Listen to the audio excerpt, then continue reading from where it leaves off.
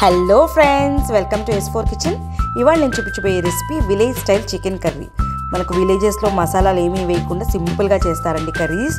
ఇది ఎంతో టేస్టీగా ఉంటుంది, చాలా ఈజీగా ప్రిపేర్ చేసేసుకోవచ్చు.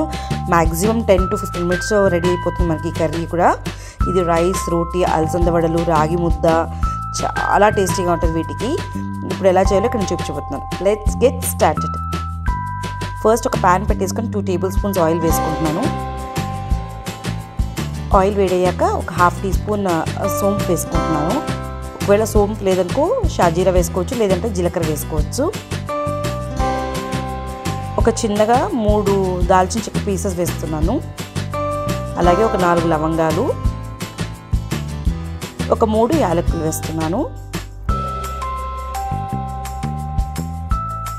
ఒక 4 పచ్చిమిర్చి స్లిట్స్ చేసి వేస్తున్నాను. ఇవి కూడా ఒకసారి కలుపుకోవాలి.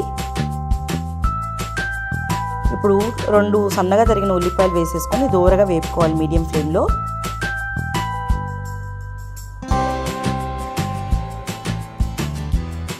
ఆనియన్స్ కొద్దిగా వేగిపోయాయి కదా.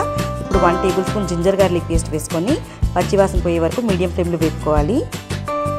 ఈ గ్రేవీ మనకు రాయలసీమ సైడ్ చూస్తే మీరు ఈ గ్రేవీ రాగి సంగటికి, అలసంద వడలకి ఎక్కువగా సర్వ్ చేస్తారండి. చాలా టేస్టీగా ఉంటాయి ఈ 2 కాంబినేషన్స్ కూడా. ఇప్పుడు కొద్దిగా పసుపు వేస్తున్నాను. ఒకసారి అంతా బాగా కలుపుకోవాలి.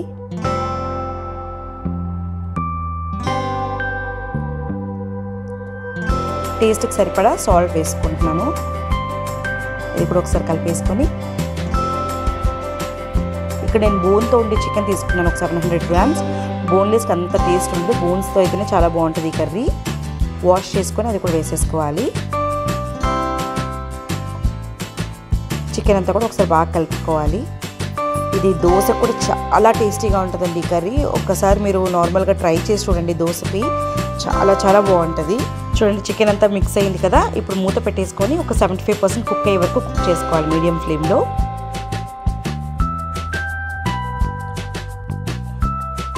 చూడండి, మనం నీళ్ళు ఏమాత్రం వేయలేదు, కానీ నీళ్ళు వదిలేదు కదా చికెన్.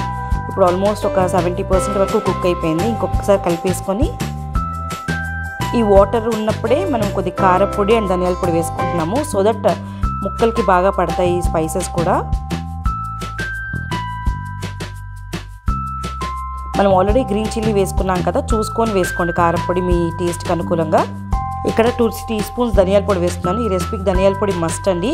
అది హోమ్ మేడ్ ధనియాల పొడి అయితే ఇంకా టేస్ట్ ఉంటుంది కర్రీ. వాటర్లో ఉన్నప్పుడు బాగా ముక్కలకి పడుతుంది, సో ఒకసారి వాటర్ ఉన్నప్పుడే వేసేసుకోండి కారపొడి అంతా కూడా. బాగా మిక్స్ చేసుకోవాలి.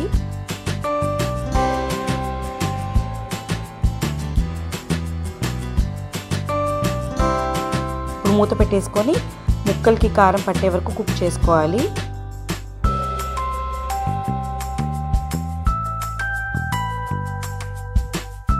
చూసారా, ముక్కలకి అంతా బాగా కారం పట్టేసింది కదా. ఒక్కసారి కలిపేసుకొని, ఇక్కడ నేను సన్నగా తరిగిన 2 టమోటాలు తీసుకుంటున్నాను. టమోటా వేసుకోవటం వల్ల మనకు మంచి గ్రేవీ థిక్గా వస్తుంది. సో టమోటాలు కూడా వేసేసుకొని బాగా మిక్స్ చేసుకున్నాం కదా. ఒకసారి మూత పెట్టేసుకొని కుక్ చేసుకుందాం ఆయిల్ బయటకు వచ్చే వరకు, టమోటాలు మగ్గే వరకు.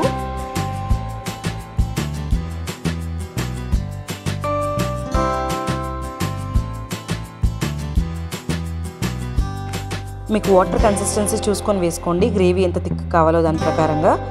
అంతా కూడా ఒకసారి కలిపేసుకొని వాటర్ వేసుకుని ఒక 5 minutes మగ్గించుకోవాలి. ఇప్పుడు ఫైనల్లీ కొద్దిగా గరం మసాలా పౌడర్ వేస్తున్నాను, 1 teaspoon. ఇది కూడా ఒకసారి కలిపేసుకోవాలి.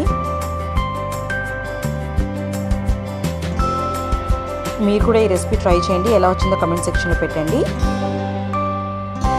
ఇప్పుడు కొత్తిమీర వేసేసుకొని సన్నగా తరిగిన కొత్తిమీర వేసుకుంటున్నాను, ఒక 1 tablespoon. అంతా కూడా బాగా ఒకసారి కలిపేసుకోవాలి.